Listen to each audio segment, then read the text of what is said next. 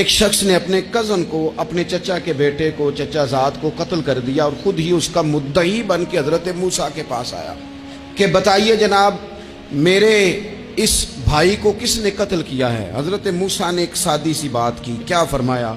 وَإِذْ قَالَ مُوسَىٰ لِقَوْمِهِ إِنَّ اللَّهَ يَأْمُرُكُمْ أَن تَذْبَحُوا بَقَرَةً۔ حضرت موسیٰ علیہ السلام نے اپنی قوم سے کہا کہ اللہ تمہیں حکم دیتا ہے کہ ایک گائے ذبح کرو، گائے کا کچھ حصہ مقتول کو مارو، وہ خود اٹھ کے بتا دے گا مجھے کس نے قتل کیا ہے۔ یہ پہلا سپارہ ہے قرآن مجید کا، آپ اس کو دیکھ لیں، یہ آیت نمبر 67 سے شروع ہو رہا ہے۔ تو اب وہ چونکہ ذبح کرنا نہیں چاہ رہا تھا، اس کو پتا تھا کہ مجرم تو میں خود ہوں، وہ ذبح چونکہ کرنا نہیں چاہ رہا تھا، اس سے کہا کہ مارو ایک حصہ گائے کا، اس کو تو یہ اٹھ کے بتا دے گا۔ تو اس نے جواب کیا دیا؟ قالوا اتتخذون ہزوا، یعنی لگا آپ میرے ساتھ مذاق کرتے ہیں، کبھی ایسا بھی ہوا ہے؟ قال اعوذ باللہ ان اکون من الجاہلین، حضرت موسیٰ علیہ السلام فرمانے لگے میں اللہ کی پناہ مانگتا ہوں میں جاہلوں میں سے ہو جاؤں۔ جب کہا نہیں ذبح کرنی ہے تو اب ذرا دیکھیے کرنا نہیں نہ چاہ رہے، قالوا ادع لنا ربک یبین لنا ما ہی، کہنے لگے اے موسیٰ پھر آپ نہ رب سے دعا کریں کہ وہ ذرا کھول کے بتائے وہ گائیں کس طرح کی ہو، ارادہ نہیں نا ذبح کرنے کا، آپ دعا کریں۔ قال انہ یقول انہا بقرۃ لا فارض ولا بکر، فرمایا کہ رب کہتا ہے وہ گائے نہ بوڑھی ہو نہ زیادہ بچیا ہو، عوان بین ذالک، ان کے درمیان ہو، یعنی جوان گائے ہو۔ فافعلوا ما تؤمرون، کرو جس کا تمہیں حکم دیا جا رہا ہے۔ قالوا ادع لنا ربک یبین لنا ما لونھا، لو اگلی بات سن لو، کہنے لگے آپ دعا کریں رب سے کہ وہ کھول کے بتائے اس کا رنگ کس طرح کا ہو، رنگ بتائیں کس طرح کا ہو۔ قال انہ یقول انہا بقرۃ صفراء، فرمایا رب فرماتا ہے کہ صفراء رنگ کی ہو، یعنی گہرے زرد رنگ کی ہو، یہ رب فرماتا ہے اس طرح کی گائے ذبح کرو۔ فاقع لونھا تسر الناظرین، اور جب کوئی اسے دیکھے تو اسے اچھا بھی لگے، آنکھوں کو اچھی لگے وہ گائے، اس طرح کی گائیں ذبح کرو۔ لو اتنی باتیں بتا دی۔ قالوا ادع لنا ربک یبین لنا ما ہی، کہنے لگے نہیں آپ پھر دعا کریں اللہ ذرا کھول کے بتائے گائیں کس طرح کی ہو۔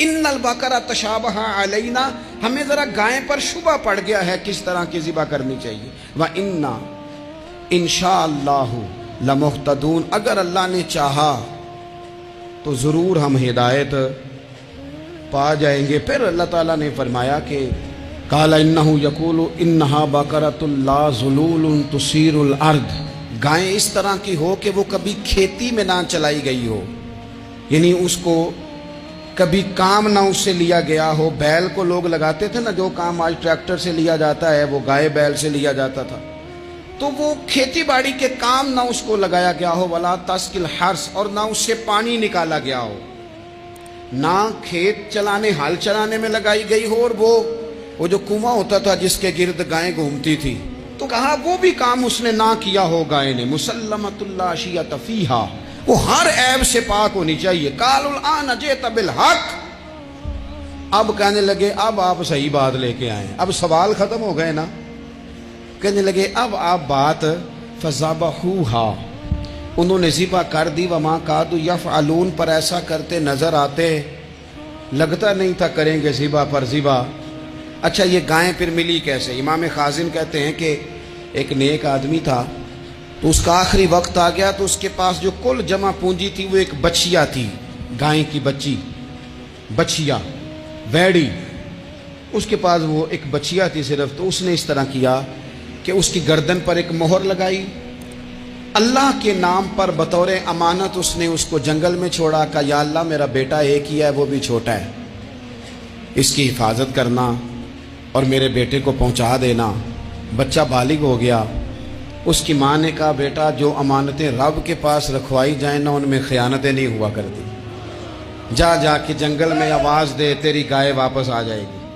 اس نے جا کے جنگل میں آواز دی کہ وہ جو میرے باپ نے امانت رکھوائی تھی وہ کدھر ہے؟ وہ نشان لگی ہوئی گائیں دوڑتی ہوئی اس کے پاس آئی۔ واللہ خیر الرازقین، جب رب بندوبست کرے، جب اللہ بندوبست کرے تو پھر معاملہ اور ہوتا ہے۔ وہ گائے آ گئی، اب اس نے کیا کیا اس نوجوان نے کہ وہ گائے گھر لایا، ماں سے آ کے کہا کہ اماں یہ تو اللہ نے فضل کر دیا۔ ماں کہنے لگی پتر حالات ہمارے خراب ہیں، منڈی میں لے جا اسے بیچ دے، لیکن سودا میری مرضی کے بغیر طے نہ کرنا۔ کس کی مرضی کے بغیر؟ کس کی؟ اماں کی مرضی۔ اور سنو یار، تھے کچھ لوگ جن کو لوگوں نے تانے بھی دیے کہ تم ماں کے پیچھے لگ گیا ہے، لوگوں نے بڑا کچھ کہا، پر جو ماں کی مرضی پہ لگیں ناکام نہیں ہوتے زندگی میں۔ یہ دیکھو ماں کی مرضی پہ لگا۔ اس کی قیمت کتنی تھی گائے کی؟ بڑی مہنگی تھی، پر 3 دینار کی تھی۔ منڈی میں لے گیا، 3 دینار اس کی قیمت لگ گئی۔ تو ماں نے کہا تھا میری مرضی کے بغیر سودا نہ کرنا۔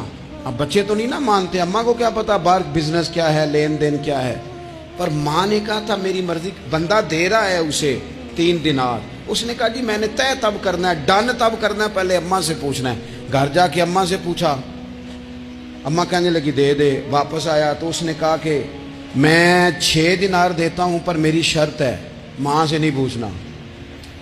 اس نے کہا تو 12 بھی دے، ڈن تب بھی ہونا ہے جب اماں نے کہنا ہے۔ وہ جب اس طرح کی اس نے گفتگو کی، واپس اپنی والدہ کے پاس گئے، کہنے لگے اماں سمجھ نہیں آتی، 3 دینار کی گائیں بندہ 12 میں خریدنے کو تیار ہے، شرط لگاتا ہے کہ اماں سے نہیں پوچھنا۔ تو والدہ کہنے لگی پتر پہلے اس سے جا کے پوچھ کیا وہ ہے کون؟ یہ کوئی روحانی معاملہ ہے، کوئی غیبی مدد ہے، پوچھ۔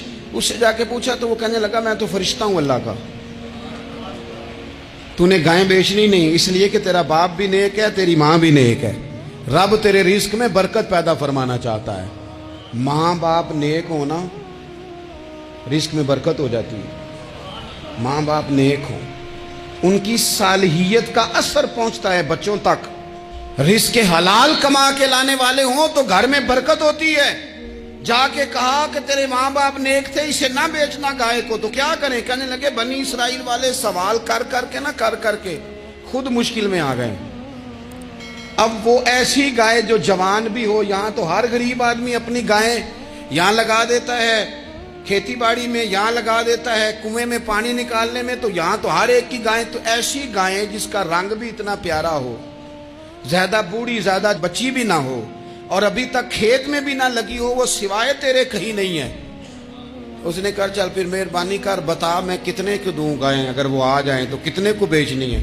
اسے کہنا کوئی نہیں، ریٹ تو زیادہ کرنا ہی نہیں۔ ان سے کہنا گائے کے اندر سے گوشت نکال دیں اور جتنا گوشت ہے اتنے پیسے بھر دیں، اس کی کھلڑی بھر دیں۔ اب وہ بنی اسرائیل والے ڈھونڈتے پہنچ گئے، کہا جناب گائیں 3 دینار کیا 6 لے لو۔ اس نے کہا نہ بھائی، ذبح کروں گا، گوشت نکالوں گا، جتنا وزن گوشت کا اتنے پیسے بھرو گے کھال میں تو پھر گائے تمہیں ملے گی۔ اب مجبور تھے، کیا کرتے؟ ابن کثیر حدیث لائے ہیں، امام سیوطی نے در منصور میں بھی لکھی ہے، نبی پاک صلی اللہ علیہ وسلم نے فرمایا سنو جوانوں، اور اسے دل کی تختی پہ لکھو، نبی پاک علیہ السلام نے فرمایا اگر بنی اسرائیل والے زیادہ سوال نہ کرتے تو اتنی مشکل کا شکار نہ ہوتے۔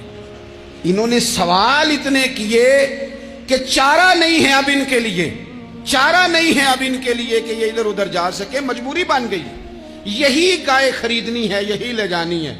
اب اتنا سارا مال جمع کر کے وہ گائے خریدی، ذبح کی، تو مقتول کو جب اس کا ایک حصہ مارا تو اس نے اٹھ کے کہہ دیا یہ جو مدعی بنا ہوا ہے نا، یہی تو میرا قاتل ہے، یہی تو میرا قاتل ہے، یہی تو ہے جس نے یہ سارا کام کیا۔